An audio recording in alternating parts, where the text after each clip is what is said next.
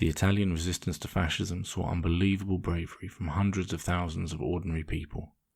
It's a story of mountain guerrilla bands ambushing one of the most advanced armies in the world. It's a story of general strikes, urban insurrections, and the overturning of gender norms. A story of victory and betrayal. It's also a story where someone from a working class family, who had started work at the age of 10, would find themselves negotiating the total surrender of 30,000 Nazi soldiers. This is working class history. Alla mattina, appena alzata,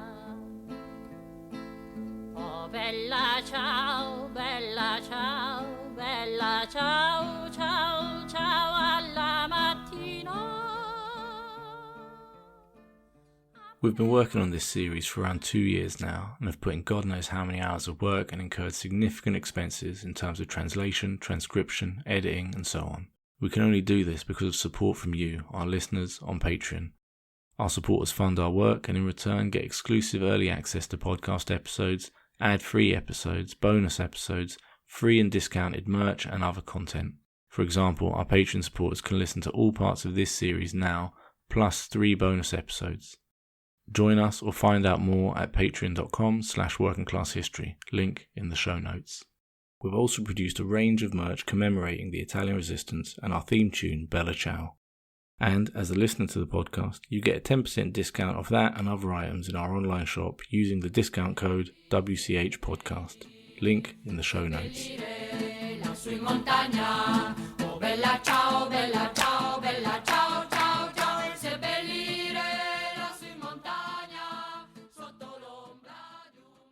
As we were working on this series, Italy elected its first far-right government since World War II. The Brothers of Italy Party, led by Giorgia Meloni, is an organisation that can trace its history back to Italy's post-war fascist party, the Italian Social Movement, or MSI, and, by extension, the fascist party of Benito Mussolini himself. As such, it's more important than ever to remember the stories of those who put their lives on the line to resist fascism.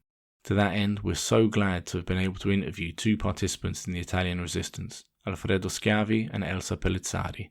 Both were in their 90s when we interviewed them, and since conducting the interviews, both have sadly passed away.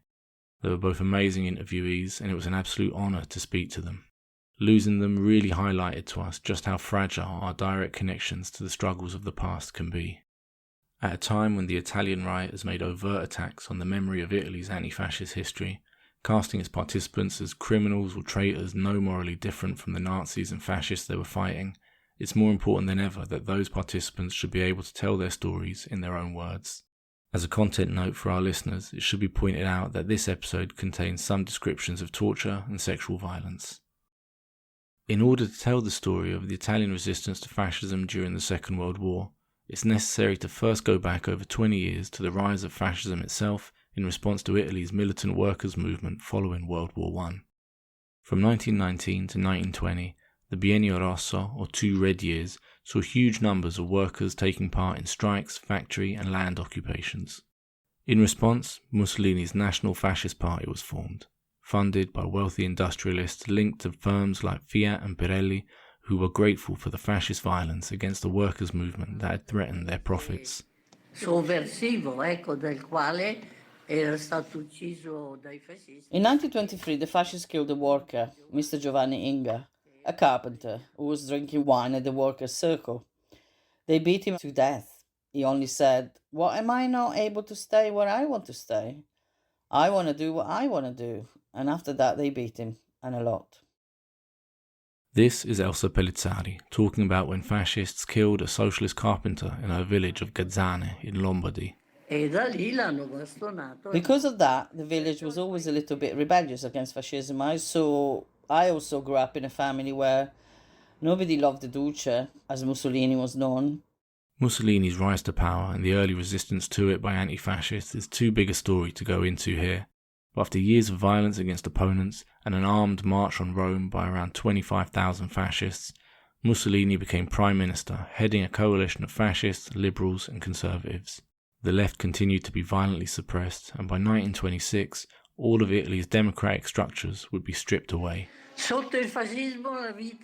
Under fascism, life was unbearable. That is, we were ignorant and we knew nothing about it all. We didn't know any better. More than anything, we were oppressed, They controlled us. We weren't free. I'll give you an example from elementary school. It was the fascist epiphany, La Befana, January the 6th. They usually give gifts to all the children. To us in my village, they barely gave us anything, because the village was always a bit rebellious against fascism. Let's say that our dad were pretty socialist. So I asked the teacher, why don't you give anything to us from Gazzane? She said, well, because you're a Bolshevik village. I was 10. I didn't know what Bolshevik meant. And given that in our local dialect, when someone had a cough, we tell them that they are Bolso, I connected Bolso with Bolshevik and listened if someone had a cough. But nobody was coughing. So I asked my father to explain who the Bolsheviks were, and that they were in Russia, and that they had a revolution. So this is just an example, just to say that we were discriminated against because we were from a subversive village. Closely allied with Adolf Hitler's Germany, Italy entered World War II in 1940 on the Nazi side, but as the war went on, Italy was increasingly devastated. By 1943, it was starting to lose the war on all fronts. Prices were rising sharply, and extreme rationing meant it wasn't uncommon for people to lose 10 kilos, or around £22, in a single year. For the poor, like us, we had the ration book. They gave us daily food rations for 800 calories. So in addition to danger and fear, we also had to suffer hunger. It was in this context that the first major act of rebellion against fascism took place in March 1943, as a mass strike wave of over 200,000 workers spread across Italy's industrial north. In a letter to Mussolini, one senior fascist described the events, saying, quote, I have experienced the demonstrations of workers in Milan, naturally from the shadows. I felt deeply embittered both as a fascist and as an Italian. We were incapable either of predicting or repressing them, and we have broken the principle of our regime's authority. End quote. A few months later, at the start of July, Allied troops landed in Sicily. Fascist leaders could see that Mussolini's time was up, and on the 25th of July 1943, they voted to have him arrested. The news was met with celebrations, but also confusion. Some thought Mussolini's arrest meant Italy would pull out of the war. Others thought it meant the end of fascism. Some fascists hoped that by getting rid of Mussolini, they could continue as normal without him. Fascist leaders, unsure what to do about growing opposition, the Allies arriving from the south and the Nazis in the north, simply floundered. Then, on September the 8th, the Allies forced them into an armistice. The king and senior members of the military and government then ran away to the Allied-controlled south. With their Italian allies in disarray, the German military stepped in. They quickly occupied half of Italy, rescued Mussolini from prison, and installed him as leader of the Italian Social Republic, also known as the Republic of Salò.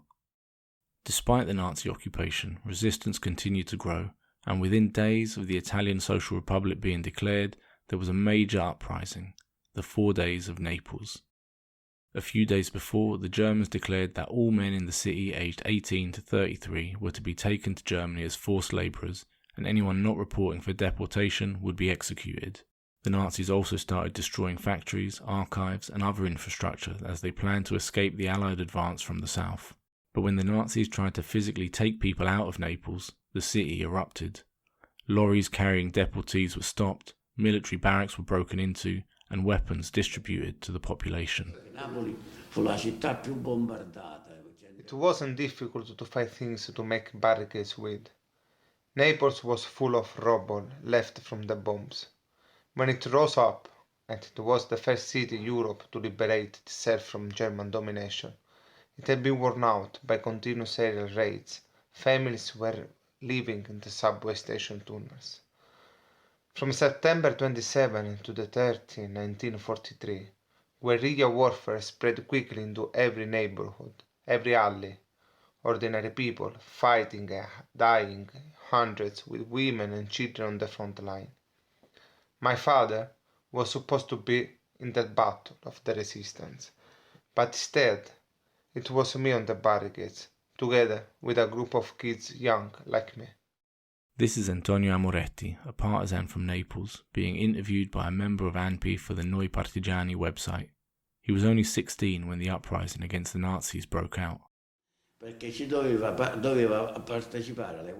My father, a tram driver from a peasant family, frequented a group of opponents of the regime who met at the dentist studio of Ciccio Lanza, known as the Communist Dentist. The evening of September 27, my dad came back from one of these meetings and told my mom, "Tomorrow I need to go into the streets. I need to shoot and I can also die. I suggest to you this nutter," that was me, "don't let him go outside." However, the next day was stopped by an attack of malarial fever. My father fought in the World War I and had contracted malaria. The relapses were terrible. He was delirious with a temperature of 41 degrees. So, that morning I took advantage. I took the pistol that he kept hidden and also the Austrian dagger that one of my uncles was wounded with during the First World War. He survived and brought it back with him as a memento. Armed like this, I took a walk around my neighborhood, Stella San Carlo all'Arena. It was a working class area. There were shoemaker boys because there were many shoe factories, glove makers, barbers, craftsmen basically. That morning I went house to house to warn my friends. When the city rose up and fighting broke out in all the neighborhoods, I went with another 4 or 5 comrades to a barricade. The whole city was filling up with posts built spontaneously by people. Many came out of hiding places. I remember one kid I recognized. His name was Lampugnano. He climbed onto a roof and started shooting. The Germans who, by the way, had barricaded themselves in the bosque of Capodimonte and had occupied the Arturo Collana Stadium, threw a grenade and it blew poor Lampugnano's head off. The same thing happened to Gennaro Capuzzo, the boy of 11 years who was made famous by the films about the 4 days. He was on the terrace of a convent, being the server of the machine gun, holding the tape of bullets for the person shooting. Maybe it didn't happen a scene like you see in the films, throwing a bomb at the tanks, but little was changed. He died at 11 years old, liberating his city, and, correctly, he was given the gold medal for military valor. Another person I knew well was Maddalena Cerasuolo, Lenuccia, the only woman honored for military valor for having fought in the 4 days. But there were also many others. I always say that if it went for the women, the insurrection would never have happened. Maddalena fought alongside her father, Carlo, who distinguished himself in the defense of the Bridge of Health that Germans had covered in mines. On October the 1st, the Allies found a liberated city. After the war, Napoli was assigned a gold medal for military valor. I don't have any doubts that it was worth the risk. The 4 Days of Naples was the first major defeat of the German military in Italy at the hands of Italians, and it was a taste of what was to come. The rebellion had also been organised by local resistance activists without any real link to the official national structures of the National Liberation Committee, or CLN, which had only been formed about 2 weeks before. The CLN brought together 5 main Italian political parties, but the organisational and military heart of the resistance came from the political left: the Communist Party, the Socialist Party, and the Action Party, with the Communists by far the biggest of the 3. Meanwhile, on the right, there were the Christian Democrats and the Liberal Party. There were also the Badogliani, elements of the Italian army loyal to Pietro Badoglio, the man who had briefly tried to lead the Fascist Party after Mussolini was arrested. Unsurprisingly, there were disagreements over how the resistance should conduct itself. The most conservative elements just wanted to wait for the Allies and avoid the creation of a mass movement, while among the rank and file of the left parties, it was hoped that the resistance would turn into a struggle for revolutionary change. Though it should be noticed that this view was not always held by the left party leaderships, which we'll discuss more in parts 3 and 4. The multi-party structure of the CLN was recreated throughout Italy. Soon, most towns, cities, villages, and even many factories had their own CLNs. As the resistance grew, one of the biggest groups joining were those who were dodging the military draft. In late 1943, half of those called up refused to go. By early 1944, it was as much as 2/3, and by June, pretty much no one obeyed the call-up, despite the decree that draft dodging would be punishable by death. Alfredo Schiavi, then just 18 years old, was one resistance fighter who dodged the draft and then joined the 52nd Garibaldi Brigade. His brigade would later become famous as the one that captured and executed Mussolini, but that's for later in the story. I was educated in a religious school, so I had this kind of background that shaped my behavior. I knew nothing about politics. I only knew about the Christian religion, that there is sin, and so on. I knew nothing else. I learned everything about politics during the war. I learned that we were fighting to change things in Italy.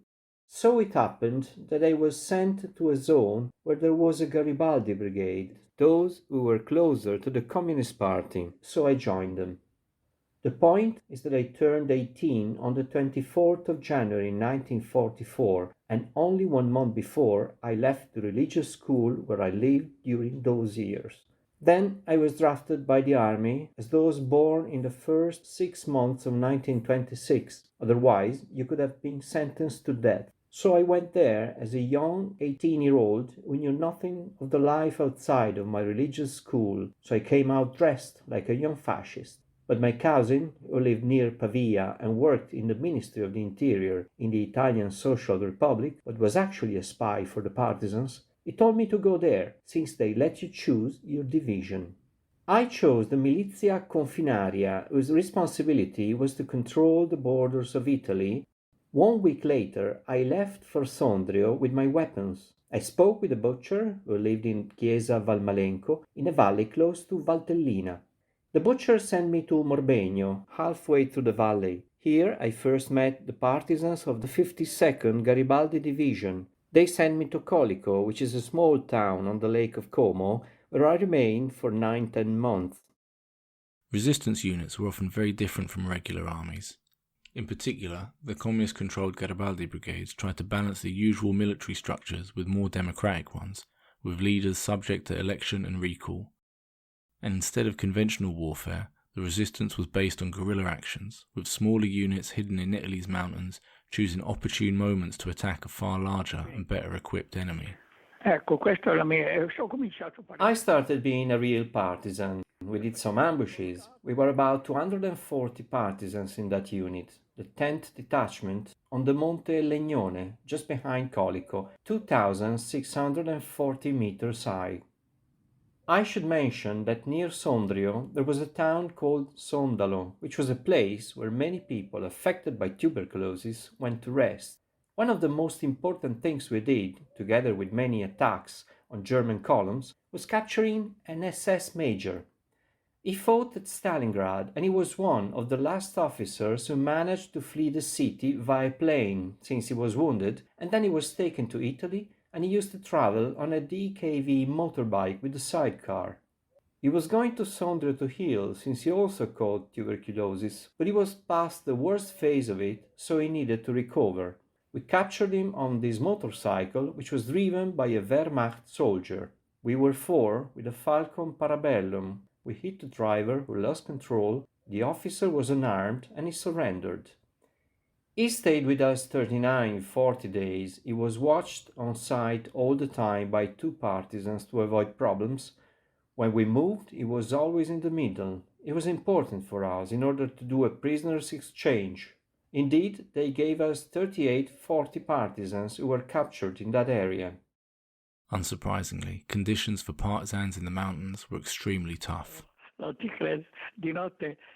We had to keep watch at night. You could not light any fire, otherwise the Germans could spot and hit you with mortars. We slept in between the snow that was 1 meter high, so we slept all together, hugged between the snow.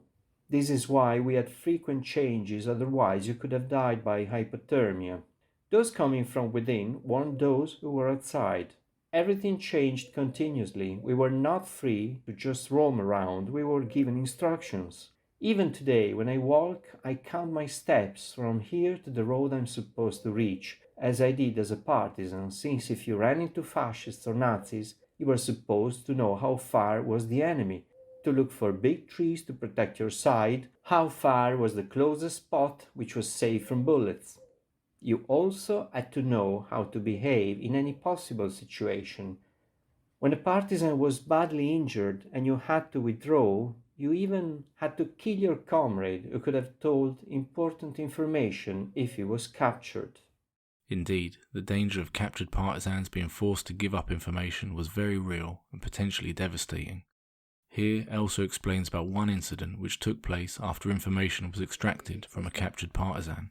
The fascists were meaner than the Germans. To be seen by the SS as one of them, they did terrible things here in the valley. They burned partisans alive, they tortured Yankers who didn't talk, and then they were executed by a firing squad. We saw terrible things done by the SS, by the fascists, by all of them. One example, they captured 10 partisans. They tortured them for 2 days. They didn't talk. They drowned them in a barn with cattle chains. They shot them in the legs with a machine gun, and then they burned down the barn. They burned them alive. That was in Durizzo Valley. Such brutality was by no means isolated. In one incident in Bassano del Grappa in northeastern Italy, the Nazis declared that any partisans who surrendered would not be prosecuted. Local teachers, priests, and even some mothers all pleaded with young resistance fighters to surrender in order to save their lives.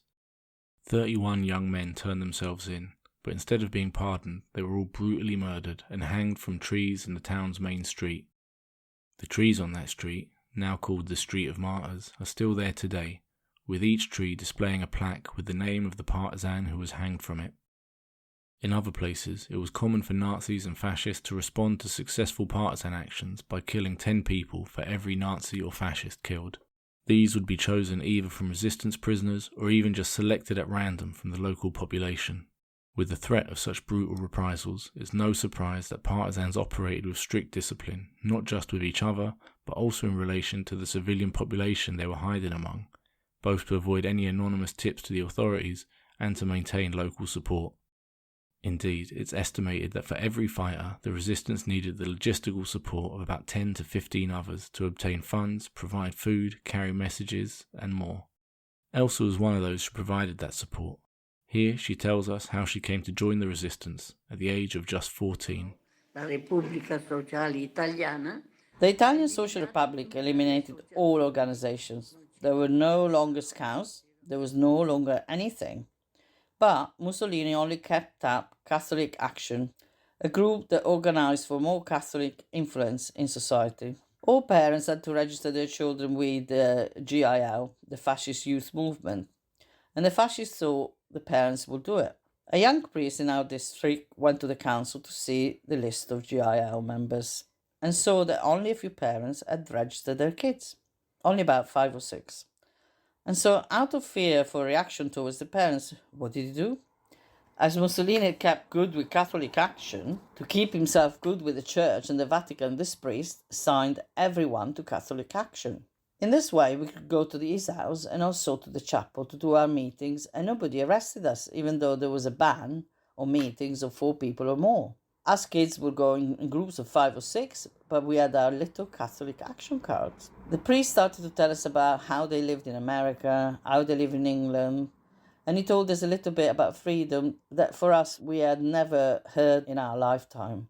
And as he was alone, he told us, go and look around, and then each one of you tell me your impression. What do you see? Each one of us kids told him what we felt about the occupation, and from there he chose 13 of us. 12 boys and 1 girl. That was me. I was 14.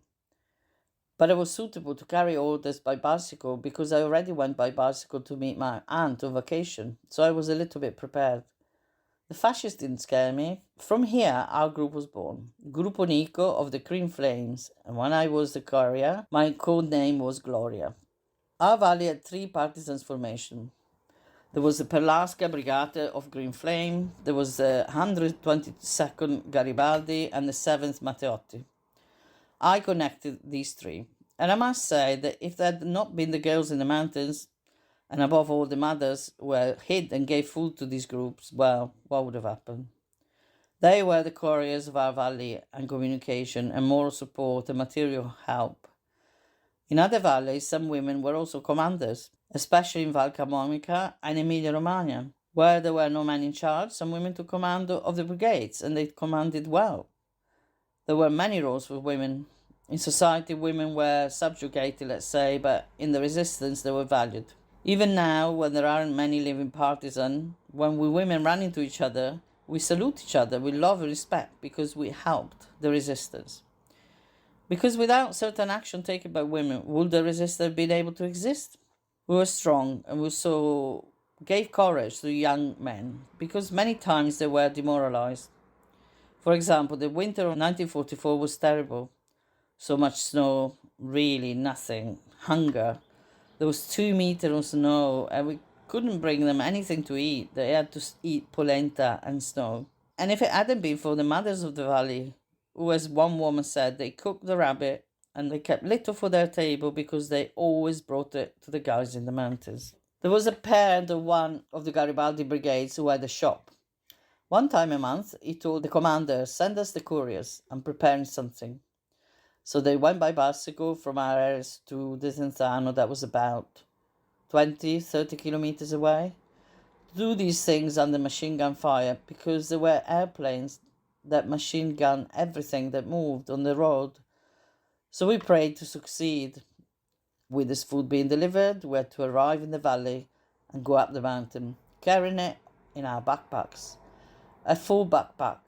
We went up to 1,000 meters in height to bring food to the partisans. However, it wasn't always just food that couriers like Elsa delivered. Aveva detto il comandante, One time, an older man from Desenzano said to us, today I have some nice cheese to eat, but I also have some 4 grenades. Where should I put them? He couldn't put them in his bag because there were roadblocks everywhere. So he attached them under our bicycle seat, 2 for me and 2 for Stella, another courier. He said, I recommend you girls avoid any holes in the road so you don't blow up.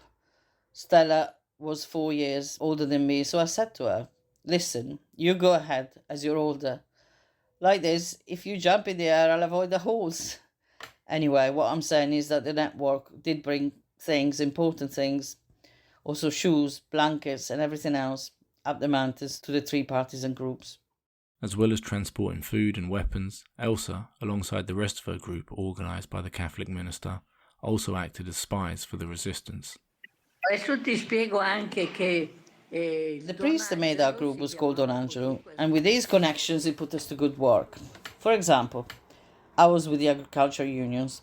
Nico Gaspari, the head of our group, was with the Ministry of the Interior, the Home Office. Another guy was in the 10th Mass Naval Flotilla. There were another 4 at armories that were in Santa Barbara of the Republic, and 2 belonged to an association of the SS. One was working at a machine shop, so we were pretty spread out. It was a real spy ring, basically. Our work was to gather news and other things. I pretended to be a convinced fascist. In fact, next to my office there was the headquarters of Mussolini's personal guards. They were all young, more or less my age, and we became friends, and I convinced them I was a fascist. They trusted me so much that when they went to eat or went to train, they left their office open. First time I was able to enter, look around, see certain documents, I took one and quickly brought it to Don Angelo. He said, this is an important identity document. We will need more, not all the time, but 1 a week or maybe every 2 weeks. The fact that I could get into the office and get this document saved many lives. You see, the commander in the valley of the Perlasca Brigata had taken photos of all his comrades and sent the negatives to a photographer in Salò, who was an anti-fascist. He made the photographs like a card, and he gave them to me, and I brought them to Don Angelo, and he pasted them onto this document. And then our commander Nico, who worked at Ministry of the Interior, the Home Office, stole an official stamp. On top of the photos, we put the stamp from the ministry. We stamped them. And so this document was useful when a partisan had to move somewhere. He kept this document, so everyone had a document. Anyway, this was also one of my jobs. As Elsa said earlier, women were absolutely essential to the functioning of the resistance. This was not just the case in relation to the thousands of women who supported the resistance by hiding partisans, providing food, or making warm clothes, all of which were vital, especially as winter arrived. But, as Elsa mentioned, many women also took on military activities. In Emilia-Romagna, for instance, a woman called Novella Albertazzi commanded a partisan group of 200 people, 80 of whom were women. There were also specific women's groups within the resistance. In 1943, the Women's Defence Groups, or GDD, were founded, and by 1945 it boasted around 70,000 members, with around 35,000 engaged in combat roles. And, like their male counterparts, female fighters risked brutal treatment at the hands of fascists. Gabriella degli Esposti, a mother of 2 young daughters, formed a women's defence group in the countryside outside Modena. Gabriella took part in armed actions and organised mass demonstrations before she was arrested in December 1944. She was tortured for several days, during which her breasts were cut and her eyes gouged out. Her dead body was found with her stomach ripped open, and it turned out that she had been pregnant. The following month, a women-only detachment made up of 55 women in 5 squads was formed in her honour. GDD activists also organised strikes among women workers and protests against deportations or for higher rations. They also often had to struggle against not only the extreme sexism of fascist society, but also the sexism of the resistance as well.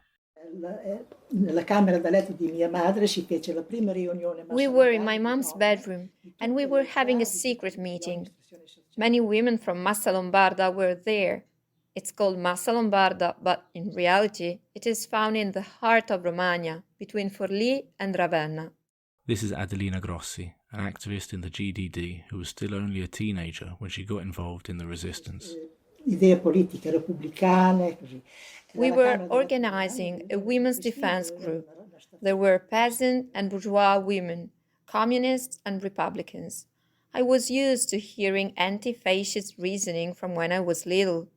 My dad, a communist peasant with a fine brain, had been arrested in 1927. I was born while he was in prison at Regina Coeli in Rome. He did a year in prison and, until the liberation, he suffered badly, spied on, marginalized, in misery. For me, seeing as I was a girl, school was considered a luxury we couldn't permit ourselves. As such, assisting at that meeting made me feel very excited. For the first time, I really understood that, even as a woman, I had the right and the duty to dedicate myself. The natural route, then, was to be a courier. But Lala, also she was at the meeting in my mom's bedroom, wasn't a courier like all the others. Her name was Osvalda Baffet. She was 8 years older than me, and she lived on a farm not more than 200 meters from our house. And she was the head of SAP, a patriotic action squad that had as its main objective to involve the population in the liberation struggle.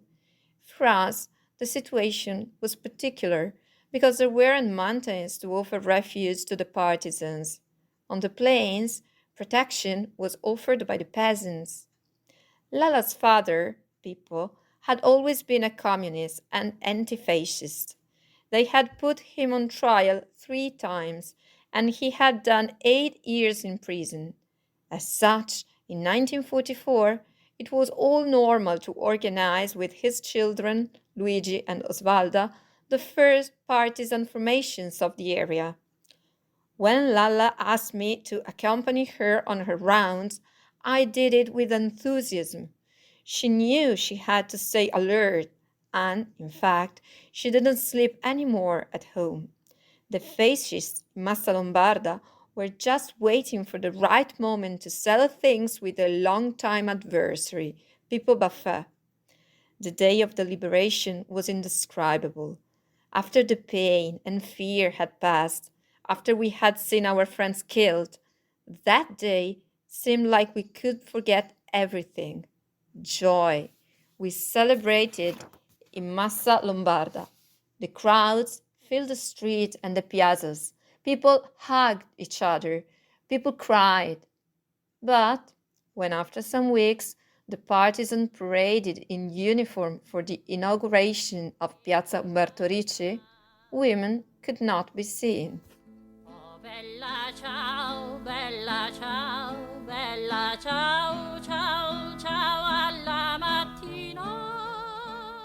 That's all we've got time for in this episode. We'll come back to the treatment of women partisans in part 3, where we'll also discuss what happened to partisans and fascists after the war, while in part 4 we talk about post-war anti-fascist rebellions and how the resistance is viewed today. But next up, in part 2, we discuss the resistance in the city, the liberation of Italy from fascism, and the migrant partisans who took part in it. Parts 2, 3 and 4 are available now for our supporters on Patreon. We also have 3 bonus episodes for this series. In the first, we discuss our favourite films about Italian fascism and the resistance. In our second bonus episode, we talk about some of the music that came out of the Italian resistance.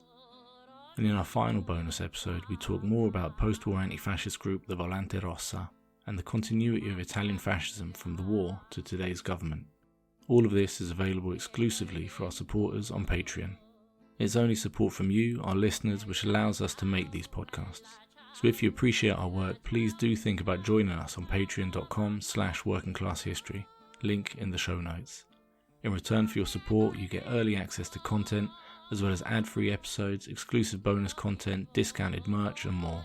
And if you can't spare the cash, that's absolutely no problem. Please just tell your friends about this podcast and give us a 5-star review on your favourite podcast app. If you'd like to learn more about the Italian resistance to fascism, check out the webpage for this episode where you'll find images, a full list of sources, further reading and more. Link in the show notes. We also want to thank Carlo Giannuzzi from the Commissione Scuola ANPI Brescia and Davide from Cronache Ribelli for all their invaluable help producing this series. We'd also like to thank the National Association of Italian Partisans for letting us use interviews from their amazing Noi Partigiani website, which contains over 650 interviews with participants in the Italian resistance. Links to all of these in the show notes.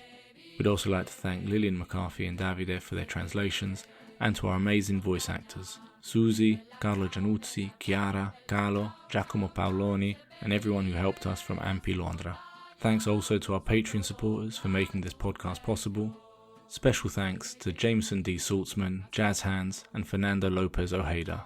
Our theme tune is Bella Ciao. Thanks for permission to use it from Dischi del Sole. You can buy it or stream it on the links in the show notes. This episode was edited by Tyler Hill. Anyway, that's it for today. Hope you enjoyed the episode, and thanks for listening.